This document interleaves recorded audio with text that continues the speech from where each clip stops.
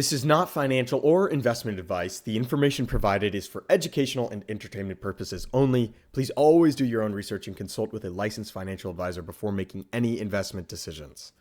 Thank you, guys.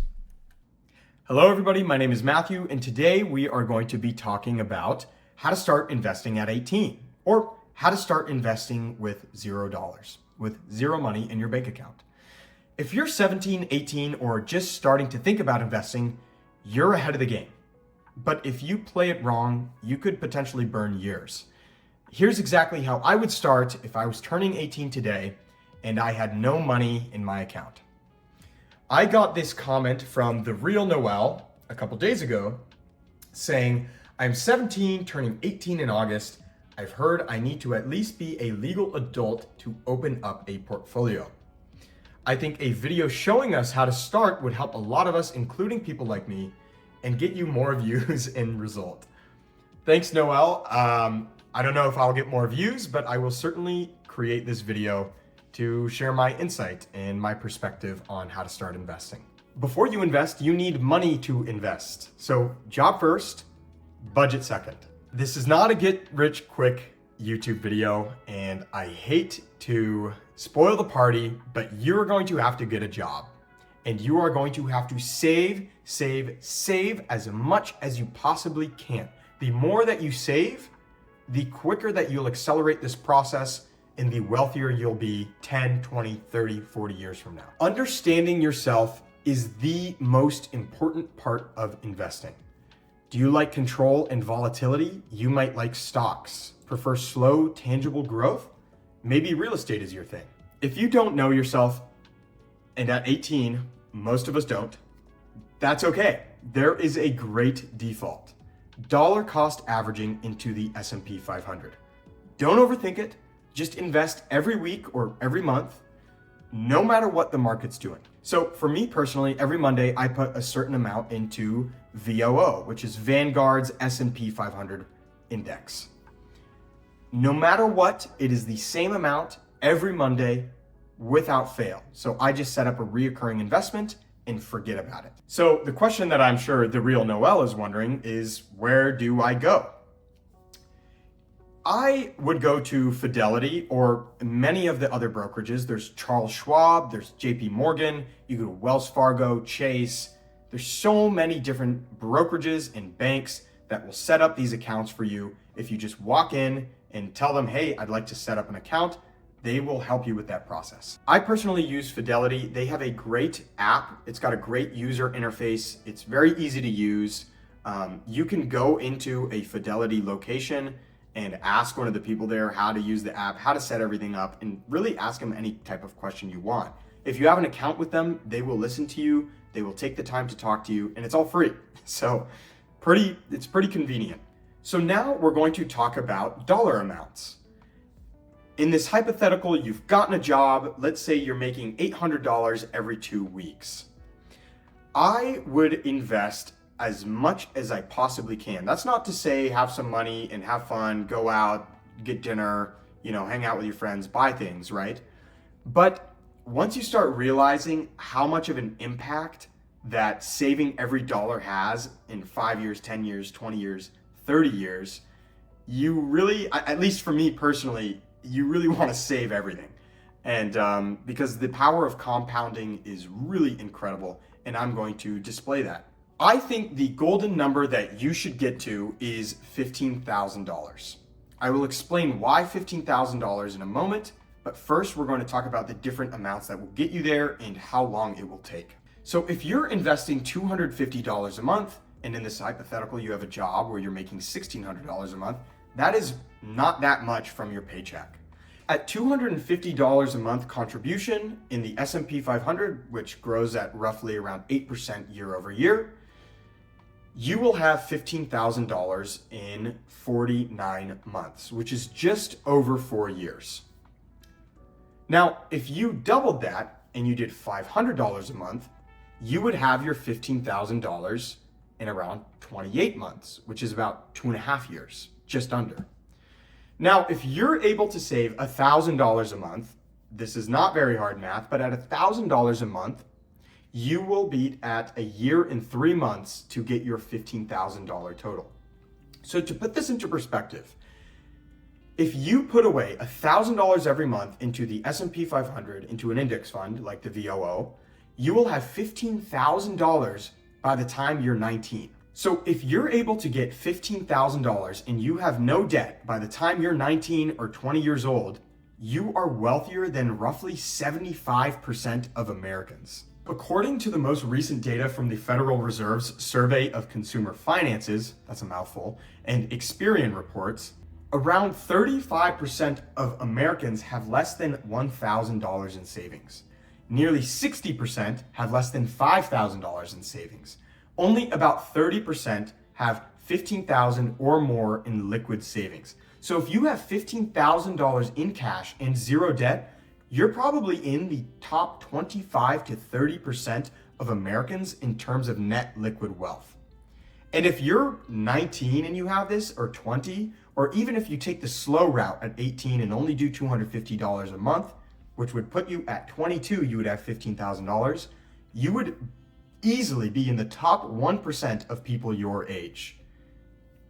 Most 18 to 25-year-olds have less than $1,000 saved, are in some form of debt, credit cards, student loans, or car notes, and aren't even thinking about investing or wealth building yet. Which is unfortunate because the earlier you start investing, the more time you have to compound your wealth. And especially as you get later in those years of compounding, it really starts to make a huge difference. Now I'm going to talk about why I picked this $15,000 figure.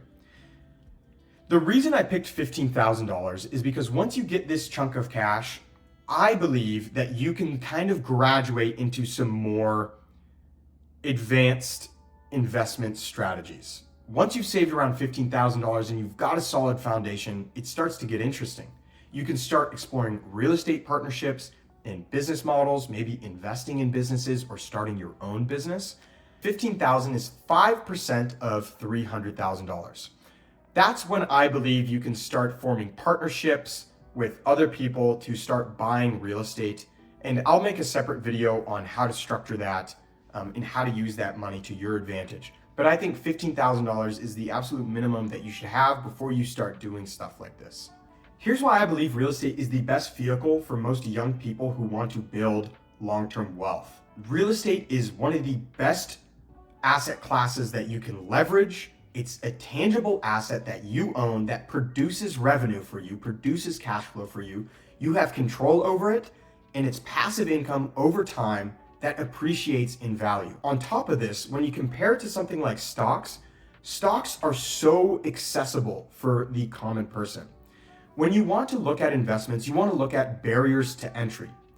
There are almost no barriers to entry in this day and age for stocks. I can go on my phone and buy a stock right now, and within minutes, the order will be filled. You cannot do the same for real estate. Real estate requires an immense amount of capital. You know, you're talking about an entry-level rental income property in real estate. You're talking about $300,000. That's an absurd amount of money. There are very few people who just have that type of money to just throw into a property. But when you look at stocks, some stocks are $1, 60 cents, $100. Pretty much anybody can invest into stocks. Competition is for losers, right? When you think about stock investing or stock trading or anything stocks-wise, you're going to be competing with hedge funds, institutional investors, people with enough money to literally manipulate the prices on some of these things. And it's just not great for short-term wealth building. The only stocks that I think you should really invest into are ones for the long haul. So index funds like the S&P 500. Just to show you how crazy the competition is for stocks, there's this company called Citadel, and they use algorithms, AI, and they have 100 people smarter than you and me combined sitting at computers all day looking at numbers. They use satellite imagery on Walmart parking lots to predict what Walmart's earnings will be. That is so insane. You, me, we do not have access to satellite imagery. So if foot traffic is up consistently, they assume in-store sales may rise. This helps them predict whether a company like Walmart will beat or miss earnings before the public knows, right? These are the people you're competing with if you're going to try to do something like day trading or trading at any short time period. These guys are smarter than you, they have more data than you, and honestly, their terminals can trade faster than yours can. I just think you're playing a losing game if you try to compete with somebody like Citadel.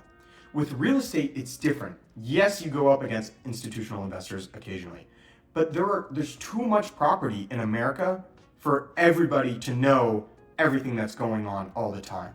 You can spot emerging markets, and usually the window of opportunity for these things are 3 months, 6 months, instead of 20 seconds on a trading terminal, or a day, or a week, right? You have months to think about these things, or weeks to think about these things to pull the trigger. So real estate, you're competing with people that live in that area, right? That maybe haven't even done market analysis.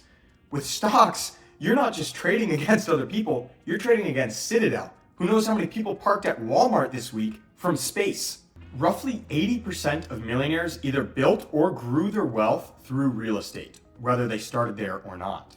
Real estate is one of the most common paths to wealth, and most millionaires either make their money in real estate or use it to stay rich. I will create a whole separate video on my pitch for real estate, and I'll really go into depth on the nuances of it and all of the benefits of owning real estate that I'm not going to cover here because there's just not enough time.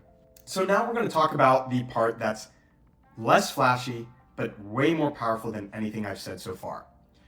Read everything. Obsess over your field. For me, that's real estate. Read every single book that you can find on real estate, every single great real estate investor in history. Read it all. So the key takeaways for this video: work like crazy, know more than 90% of the field you're investing in, and time will take care of the rest. So if you're like the real Noel and you're 17 or 18 and you're just starting, don't try to be perfect.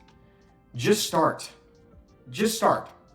And if you want me to walk through how to open some of these accounts, maybe something like a Roth IRA, or how to build a real estate partnership, let me know in the comments down below and I'll make that video next.